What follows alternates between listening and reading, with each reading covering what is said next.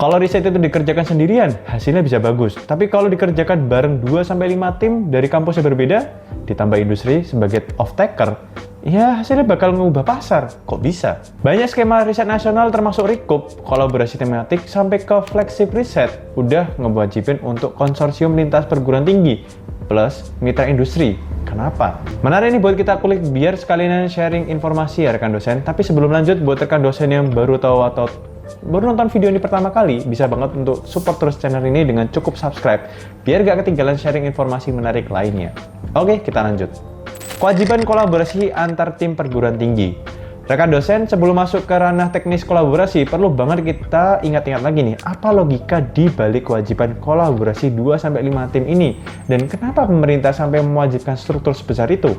Pertanyaannya emang agak mengganjal ya buat kita nih, karena perlu adanya kejelasan terkait hal tersebut. Sebenarnya, untuk tujuan besar program konsorsium ini lebih membangun sinergi riset yang lebih kokoh dan relevan, karena riset dan inovasi nasional menghadapi 3 tantangan utama. Kapasitas riset yang tidak merata antar kampus, ada yang kampus yang unggul di riset dasar, ada yang kuat di pengembangan produk, ada yang jago pemberdayaan masyarakat. Kolaborasi memungkinkan kapasitas itu bersatu dalam satu ekosistem riset. Kompleksitas masalah nasional. Ini menjadi permasalahan yang cukup serius ya rekan dosen, karena nggak bisa diselesaikan oleh satu disiplin ilmu. Isu kesehatan, teknologi, pangan, energi, dan kebencanaan butuh pendekatan integratif. Dorongan hilirisasi hasil riset. Untuk fokus tujuan dari negara lebih ke output pada hilirisasi, jadi sekaligus pemerataan akses pendanaan. Pemerintah ingin riset dari berbagai kampus masuk ke ekosistem industrial, bukan hanya publikasi. Karena itu, pemerintah menetapkan bahwa konsorsium idealnya itu terdiri dari 2-5 tim riset dari perguruan tinggi berbeda, dengan karakteristik berikut. Masing-masing tim punya peran fungsional jelas, contohnya PTA, Riset Dasar dan Desain Teknologi, PTB, uji kelayakan dan validitas atau validasi data, PTC, analisis keberlanjutan sosial ekonomi, PTD, lebih ke pengembangan model bisnis dan hilirisasi. Jadi, untuk bagian ini nggak ada duplikasi peran. Setiap tim menjadi kepala departemen dari kompetensinya. Kontribusi tiap tim harus terukur juga nih, mulai dari jumlah luaran, tugas teknis, fasilitas laboratorium, SDM ahli, bahkan sampai timeline penyelesaian. Tujuannya untuk ngecek atau mencegah model kolaborasi formalitas. Kolaborasi lintas wilayah dan kapasitas ini juga sangat penting ya rekan dosen. Contohnya, tim dari Pulau Jawa bisa berkolaborasi dengan kampus di Sulawesi, Kalimantan, atau juga NTB untuk memperkuat riset konseptual yang selama ini sulit terjadi. Hasil risetnya, riset lebih kuat, lebih terukur, dan lebih berpeluang ke hilirisasi. Keterlibatan mitra industri secara optimal. Kalau rekan dosen sadar, banyak riset atau penelitian yang bagus tersimpan di rak perpustakaan. Ibarat hasil jeripaya yang udah kita lakukan nih selama ini untuk bisa menciptakan suatu hasil, tapi itu berujung berhenti di tumpukan kertas berdebu. Kenapa ya? Ya karena nggak ada yang membutuhkan produk dan penelitian itu di pasaran, terlebih di skop industri. Nah, karena itu skema konsorsium saat ini diubah atau lebih tepatnya disesuaikan agar lebih menekankan bahwa industri nggak boleh cuma jadi mitra pendukung aja, tapi juga harus jadi bagian dari perencanaan riset. Mengapa? Ya karena kalau kita breakdown, sektor industri itu lebih memahami perilaku dasar pasar, punya data real tentang kebutuhan teknologi, punya kapasitas produksi massal, dan juga menjadi jalur paling realistis untuk hilirisasi. Identifikasi mitra industri juga harus diperhatikan dengan betul agar tetap relevan. Nah, proses ini tuh harus berbasis kebutuhan ya rekan dosen. Siapa yang paling membutuhkan inovasi dari hasil penelitian saya? Contohnya, riset energi dari mitra PLN, ESDM, perusahaan energi terbarukan. Riset pangan, BUMN pangan, startup agritech. Nah, kalau riset kesehatan, perusahaan biotek, rumah sakit, pendidikan. Kalau riset manufaktur, ke industri logam, otomotif, atau robotik.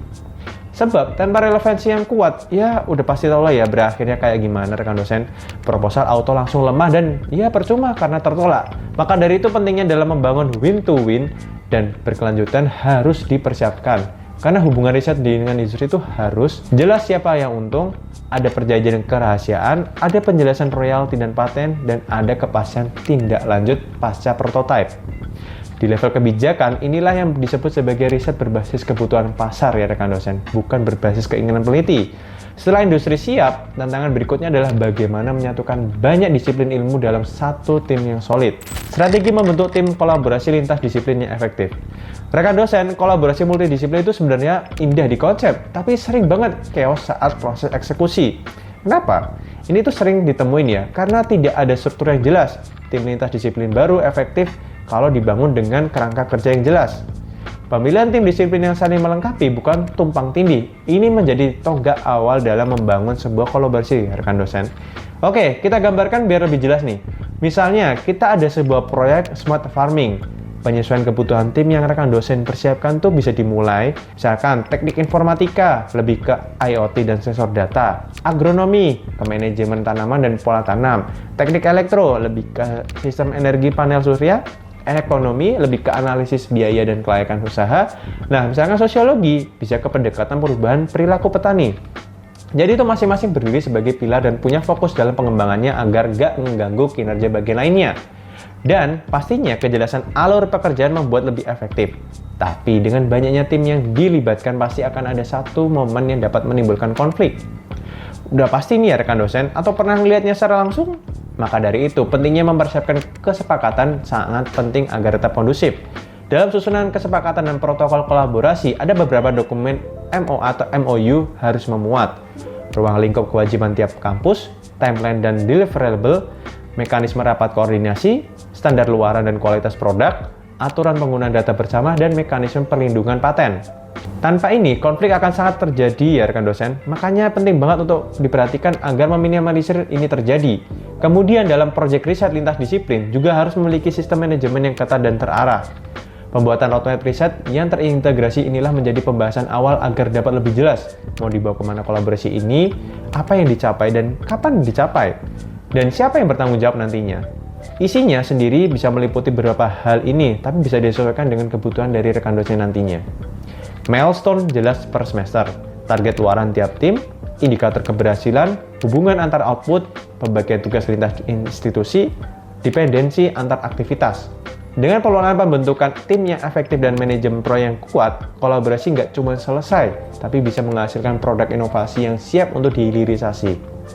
Dengan titik ini, tujuan besar kolaborasi riset mulai terlihat, bukan hanya output, tapi juga berdampak. Ini adalah kunci riset di Indonesia menuju inovasi yang benar-benar digunakan ke masyarakat. Kalau video ini bermanfaat, jangan lupa klik subscribe dan share ke rekan dosen lainnya. Like dan komen di bawah ini apa yang perlu kita kulik lagi seputar karir dan akademik dosen. Sampai jumpa di video selanjutnya.